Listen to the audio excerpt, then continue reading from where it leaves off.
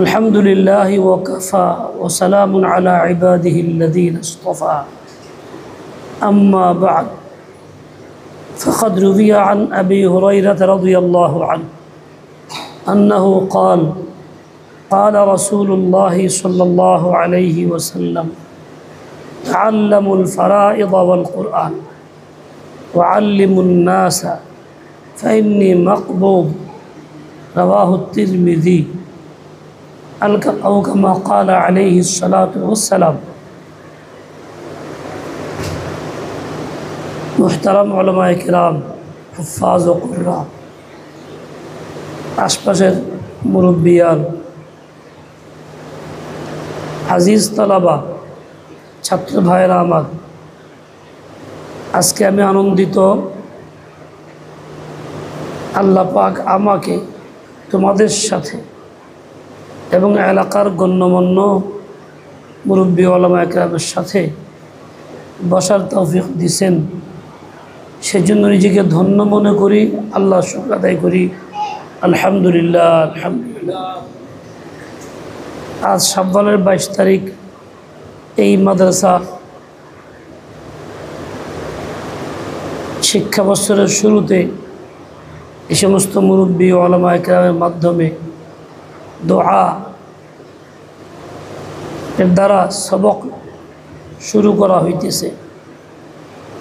এই প্রসঙ্গে দুইজন বড় আলেম বুজুর্গ ব্যক্তি হযরত আপনাদেরকে নসিহত শোনাইছেন। আপনারা নসিহতগুলি পাথেয় বানায় নেবেন। আমি ছোট্ট একটা হাদিস আপনাদের সামনে পড়েছি, ওই হাদিসের উপরে এক দুইটি কথা বলব। প্রথম হইল, রসুল আকদাস সাল্লাল্লাহু আলাইহি ওয়াসাল্লাম বলেন, তোমরা আল্লাহ পাকের দেওয়া বিধান ফরজগুলিকে শিখো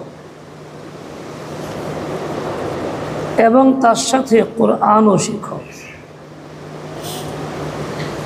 শুধু শিখাই ক্ষান্ত হইবা না, বরং মানুষকেও শিখাও। কেননা আমি দুনিয়ার থেকে বিদায় নিব, দুনিয়ার থাকব না। সকল ইলমের উৎস আল্লাহ তাআলা নবী আকদাস সাল্লাল্লাহু আলাইহি ওয়াসাল্লামকে আল্লাহ তাআলা ইলমের মারকাজ বানাইছেন। আর তিনি বলছেন, আমি চলে যাব, দুনিয়ার থেকে বিদায় নিব, কাজেই তোমরা এই কাজগুলি করো। তার মানে যদি এই কাজগুলি না করো তাহলে ইলম খতম হবে। ইলম খতম হলে দ্বীন থাকবে না। কিসের ইলম? দ্বীনের ইলম। যখন দ্বীনের চর্চা ইলমে থাকবে না, তো দ্বীনও থাকবে না। দ্বীন রক্ষার স্বার্থে এটার চর্চা জরুরি, শেখানো জরুরি। তাই দুইটা কথা, তাআল্লামু, নিজেরা শিখো আর মানুষকেও শিখাও, ওয়া আল্লিমু। আল্লাহর মেহরবানিতে এই হাদিসের উপরে আমল করার জন্য উলামায়ে কেরাম মেহনত করে বিভিন্ন জায়গাতে প্রতিষ্ঠান গড়ে উঠাইছে। এখানেও হাফেজ মাওলানা কারি আব্দুর রহমান দাওয়াত বরাকাতুর ওসিলায় এই প্রতিষ্ঠান গড়ে উঠেছে। আল্লাহ ওনাকেও উত্তম বিনিময় দান করেন। আপনারা এই প্রতিষ্ঠানে আসছেন নিজের ইচ্ছায় কিংবা মুরব্বীদের ইচ্ছায়। এখানে কোরআন শিখবেন, যার দ্বারা সরাসরি আল্লাহর সঙ্গে সম্পর্ক স্থাপন করবেন। আপনারা আসছেন, আল্লাহ পাক আনছেন। আল্লাহ তাআলার মর্জি, যাকে চান তাকে ইলম দেন, কোরআন দেন। যাকে চান না তো দেন না। শুধু আমরা চাইলেই হবে না, আল্লাহও চাইতে হবে। আমরা এখানে আসছি মানে আল্লাহ পাকও চান, তাই আমরা আসছি। আল্লাহ যেহেতু আমাকে ইলম দেওয়ার জন্য আনছেন, কোরআনের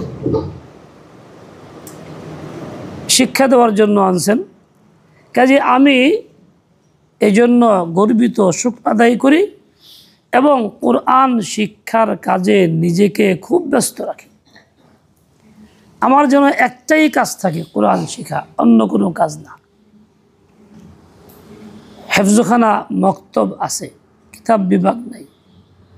হেফজখানা মক্তবে মূল মেহনতটাই হয় কোরআনের জন্য।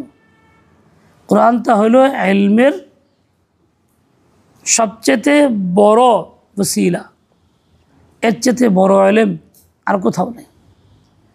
কাজেই আপনারা এইটা শিখতে আসছেন, আল্লাহ তাআলা আপনাদেরকে এই শিক্ষা দেওয়ার জন্যই আনছেন। মনে রাখবেন, জিনিস যত দামি হোক, পাত্র যদি নিম্ন মানের হয়, পাত্র যদি খারাপ হয়, ময়লাযুক্ত হয়, নাপাক হয়, তাহলে ওই পাত্রে ওই দামি জিনিস দেওয়া হয় না। এমনকি আদনা জিনিসও ওই পাত্রে রাখা হয় না, বরং মূল্যবান সম্পদ ইলম দেওয়ার জন্য কিছু পাত্র নির্ধারিত আছে। ওই পাত্রটা মূলত মানুষের দিল। ওই দিলটাকে আমরা ময়লাও করতে পারি, পরিচ্ছন্নও রাখতে পারি, পাকও রাখতে পারি। যারা বিভিন্ন গুনাহে জড়ায়া থাকে, তারা ওই দিল পাত্রটাকে নাপাক করে ফেলে। বোঝা যায় না উপর থেকে, উপরে তো সুন্দর দেখা যায়, বেশভূষা ভালো, চালচলন বাহ্যিক ভালো, মাদ্রাসার ছাত্র, তালেবে ইলম কিংবা শিক্ষক, তালেবে ইলম, কিন্তু ভিতরের অবস্থা মানুষ বুঝে না, ওটা আল্লাহ তাআলাই বুঝেন। যদি ভিতরে এই গুনাহের কেবল নাপাক হয়ে যায়, তো এই নাপাক অঙ্গে দিলের ভিতরে আল্লাহ তাআলা এই মহামূল্যবান এই দামি সম্পদ দিবেন না। এজন্যই দুনিয়াতে বড় ছিল, নাম করা, খুব গর্ব অহংকারে লিপ্ত, সামাজিকভাবে প্রতিষ্ঠিত এমন অনেক লোক মক্কাতে ছিল, যাদের পুরা কপাল কোরআন পায় নাই। ওহী নাজিল হয়েছে তাদের পাশেই, চাচার কাছে, ভাতিজার কাছে, ঘরের পাশে, আর সেই ওহী হুজুর পড়ে শোনাইছেন। ওরা মাঝে মধ্যে শুনছেও, কিন্তু কপাল নসিব হয় নাই। কেন হয় নাই? পাত্রটা ভালো ছিল না, নাপাক ছিল। ওইরকমই পর্যায়ক্রমে আমাদের পর্যন্ত 1400 বছর পার হয়ে গেছে, 1450 বছর প্রায়। এইভাবেই আল্লাহ তাআলা এই কোরআন এবং এই আল্লাহ পাকের দেওয়া ইলমটা এমন সব পাত্রকে দিয়েছেন, যে পাত্রগুলি খুব সাফ সুতরা, পাক পবিত্র। নাপাক কাউকে আল্লাহ তাআলা দেন নাই।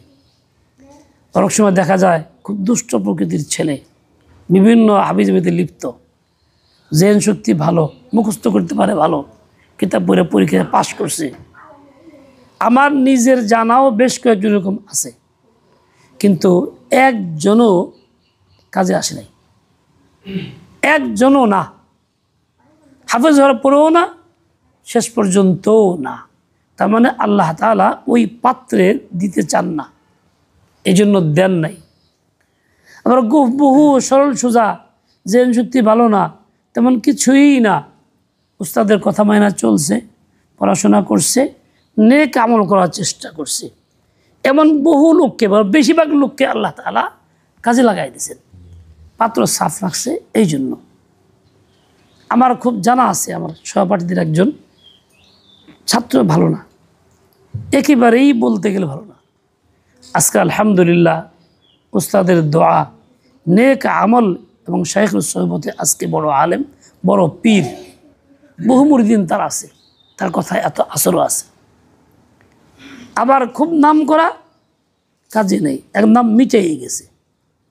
আমাদের সাথে একজন পড়তো, বরিশাল জেলার, খুব মজবুত জেন শক্তি ছিল, যে কোনো কথা মুহূর্তে মুখস্থ, কিতাব পড়া লাগতো না, কিন্তু আল্লাহ তাআলা তাকে কাজে লাগান নাই, তার কোনো নামগন্ধ নেই। যাই হোক, বলা উদ্দেশ্য, তোমরা যারা আসছো, আল্লাহ তোমাদেরকে আনছেন দেওয়ার জন্য, তুমি এটাকে হেলা মনে করো না, যে গুরুত্ব দিও। তুমি নিজের পাত্রটাকে পাকসাফ রাখবা, কোনো গুনাহে জড়াইবা না। হুজুর বলছেন না, মোবাইল টোবাইল আর কি জানি, এসব গুনাহের মধ্যে জড়াইবা না, সবসময় পাত্রকে সাফ রাখবা।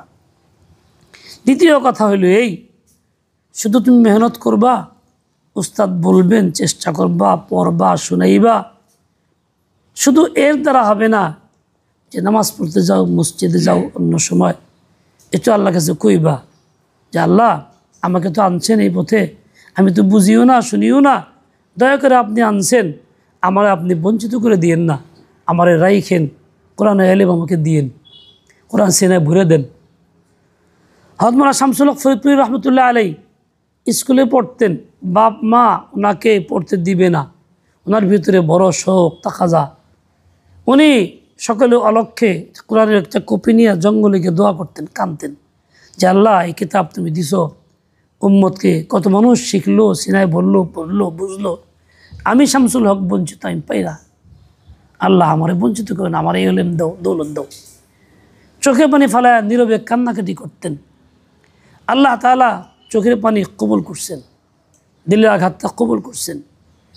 ওনার সময়ে বাংলাদেশে, তখনকার পাকিস্তান আমলে এত বড় আলেম তো আর ছিল না, ওনাকে বলা হয়তো মুজাহিদে আজম। তাহলে শুধু মেহনত না, চোখের পানিও চাই।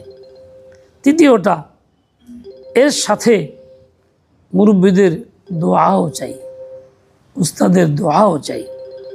দোয়ার দ্বারাই মানুষ সফল হয়। রসুল আকদাস সাল্লাল্লাহু আলাইহি ওয়াসাল্লাম আব্দুল্লাহ ইবনে আব্বাস রাদিয়াল্লাহু আনহু জন্য দোয়া করছেন, আরও অনেক সাহাবীর জন্য, হয়তো আবু হুরায়রার জন্য।